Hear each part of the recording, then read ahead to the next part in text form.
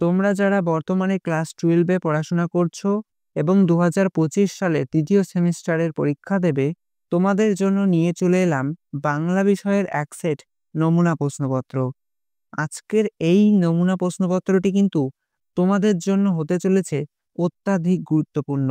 কাজেই আজকের এই ভিডিওটি প্রথম থেকে একদম শুরু করে শেষ পর্যন্ত দেখবে। ভিডিওটি ভালো লাগলে ভিডিওতে লাইক করবে। চ্যানেলে প্রথম এসে থাকলে এরকম নিত্য নতুন পড়াশোনা সংক্রান্ত ভিডিও পেতে চ্যানেলটিকে সাবস্ক্রাইব করে রাখবে। আর অবশ্যই ভিডিওটি বন্ধু বান্ধবের মাঝে শেয়ার করে দেবে। তাহলে চলো দেখে নেওয়া যাক প্রশ্নপত্রটি। প্রথমেই বলে রাখি, তোমাদের পরীক্ষার সময় থাকবে 1 ঘন্টা 30 মিনিট এবং তোমাদের ফুল মার্কস থাকবে, অর্থাৎ পূর্ণ মান থাকবে 40। প্রথমেই বলা রয়েছে সঠিক উত্তরটি বেছে নিয়ে লেখো। প্রথম প্রশ্ন, জয়রাম মুখোপাধ্যায়ের স্বভাব কেমন ছিল? সঠিক উত্তর হবে অপশন ক, সহজেই অভিমানী। এরপর 2 দাগ, গল্পের হাতিটি বিক্রি না হওয়ার কারণ কি? সঠিক উত্তর অপশন ক, ক্রেতার অভাব। দেখো বন্ধুরা, আমরা কিন্তু শুধুমাত্র প্রশ্নের সঠিক অপশানটি বলে দেব, বাকি অপশানগুলো আমরা পড়ে তোমাদেরকে শোনাচ্ছি না। তার একটাই কারণ, যদি আমরা প্রত্যেকটা অপশান পড়ে তারপর তোমাদেরকে সঠিক উত্তরটা জানাই, তাহলে ভিডিওটা একটু বড় হতে পারে, তোমাদের সময় নষ্ট হবে। এরপর 3 দাগের প্রশ্নে বলা রয়েছে জয় রামের পেশা কি ছিল? সঠিক উত্তর হবে উকিল। 4 দাগ, গল্পে হাতির চোখের জল কিসের প্রতীক? অপশান ক, জয়রামের অশ্রু। অপশান খ, প্রকৃতির সান্ত্বনা। অপশান গ, বৃষ্টির সূচনা। অপশান ঘ, প্রাণীর বেদনা। সঠিক উত্তর কি হবে? অবশ্যই আমাদেরকে কমেন্ট করে জানাও। আমরা দেখতে চাই তোমরা আদরিনী গল্পটা কতটা আত্মস্থ করেছো। এর পরের প্রশ্নে বলা হয়েছে নগেন ডাক্তার ও কুঞ্জবিহারী বাবুর যাওয়ার প্রধান সমস্যা কি ছিল? সঠিক উত্তর অপশান গ, দীর্ঘ পথ।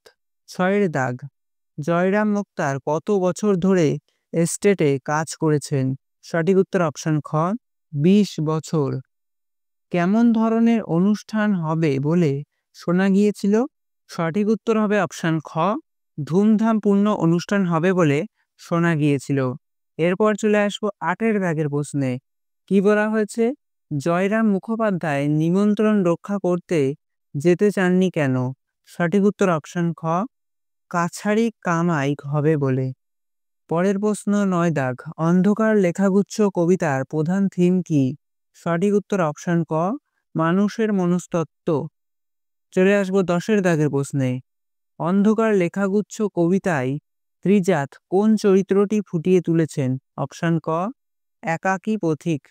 এরপর 11 দাগে পাঠ্য বই খুঁটিয়ে একটি লাইন দেয়া হয়েছে, রক্তে আমি রাজপুত্র, এখানে প্রকৃত অর্থে আমি কে? সঠিক উত্তর অপশান খ, নারী জাগরণের প্রত্যয়ী স্বয়ং কবি।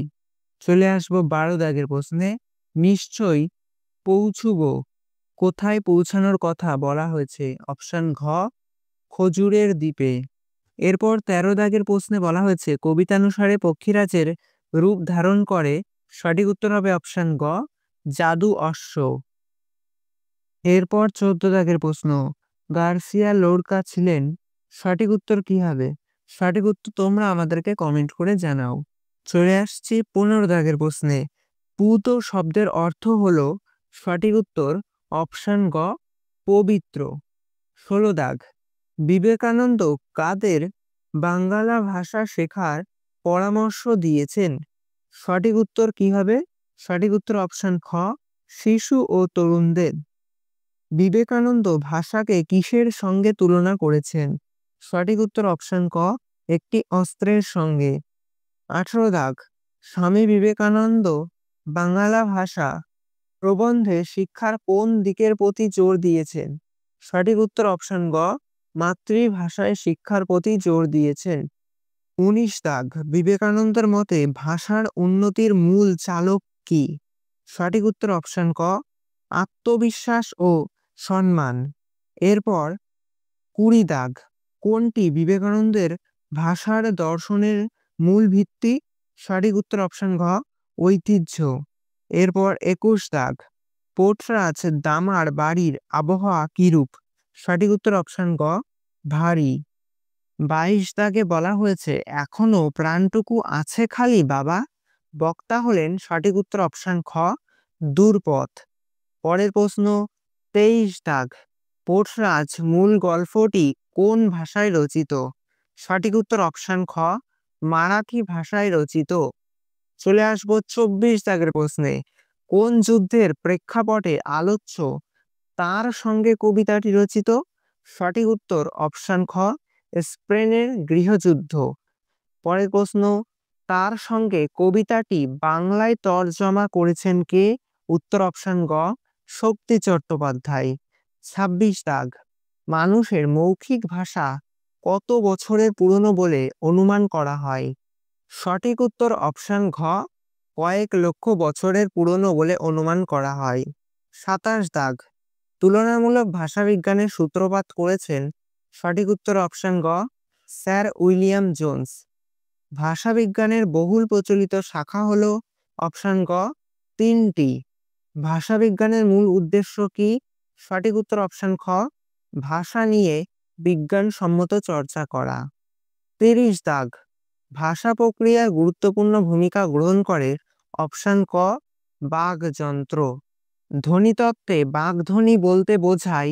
সঠিক উত্তর অপশন গ মানুষের মুখে উচ্চারিত ধ্বনি। বাংলায় অনুনাসিক স্বরধ্বনির সংখ্যা? সঠিক উত্তর কি হবে? 4টি, 7টি, 8টি না 11টি? সঠিক উত্তর অবশ্যই আমাদেরকে কমেন্ট করে জানাও, তোমাদের কমেন্টের অপেক্ষায় রইলাম। 33 দাগ, শব্দার্থকে কত ভাগে ভাগ করা যায় বা ভাগ করা হয়? সঠিক উত্তর অপশন খ 2 ভাগে ভাগ করা যায়। এরপর 34 দাগ, অমর কোষ গ্রন্থের রচয়িতাকে? সঠিক উত্তর অপশন খ শ্রী অমর সিংহ। জিলিপি কি ধরনের শব্দ? সঠিক উত্তর অপশন গ হিন্দি শব্দ। 36 দাগ, মানুষের ভাব প্রকাশের আদিতম হাতিয়ার ছিল? সঠিক উত্তর অপশন গ সুর। চলে আসবো 37 দাগের প্রশ্নে, বিভিন্ন শব্দ অনুকরণের চেষ্টায় দ্রুত বিবর্তিত হয়েছে মানুষের কি? সঠিক উত্তর অপশন ক বাকযন্ত্র। ইস্ট ইন্ডিয়া কোম্পানির জলযান মেরামত করার জন্য কি প্রয়োজন হতো? সঠিক উত্তর অপশন খ সেগুন কাঠের প্রয়োজন হতো।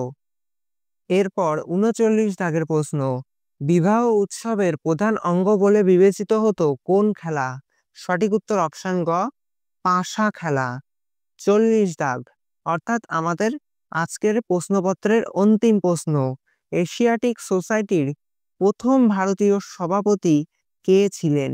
সঠিক উত্তর কি হবে? সঠিক উত্তর হবে অপশন ঘ রাজা রাজেন্দ্রলাল মিত্র।